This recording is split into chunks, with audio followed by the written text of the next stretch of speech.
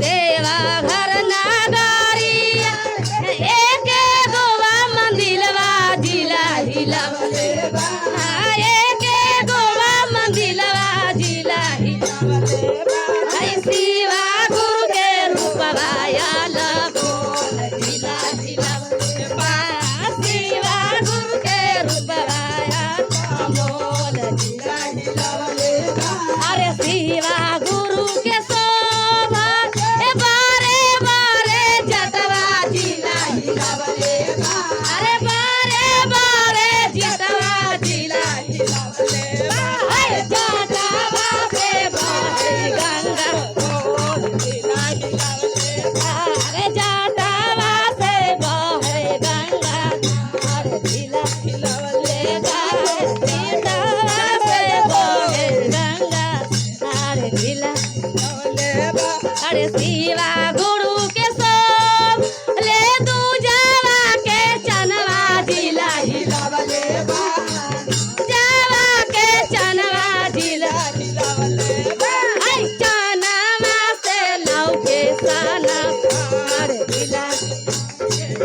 अरे चनवा से लौके सना अरे जिला हिलावले बा अरे शिवा गुरु बाले बिच्छू के कुंडलवा जिला हिलावले बा अरे बिच्छू के कुंडलवा जिला हिलावले बा अरे गंगावा में गंगावा के हार जिला हिलावले बा अरे गालवा में नागावा के हार जिले बा अरे शिवा गुरु के रूपवा आला बोल जिला शिवा गुरु के रूपवा आला बोल जिला हिलावले शिवा गुरु के सो अले मीरा गा के छलवा जिला हिलावले अरे मीरा गा के छलवा जिला हिलावले अरे गोरावा में सोने जिला हिलावले अरे गोरावा में सोने के अरे शिवा गुरु के सो बाले बासा बायलवा जिला हिलावले बा अरे बासा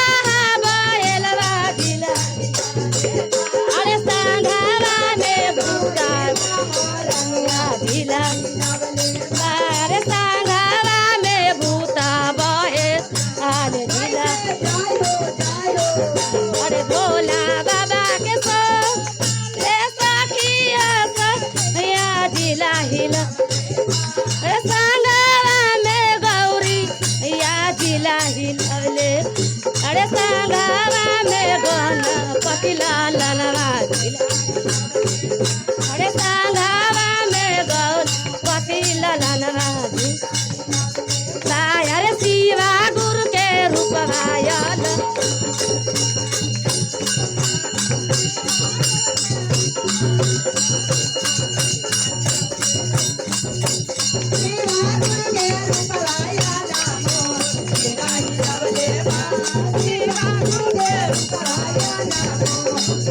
अरे शिवा गुरु के रूपवा आला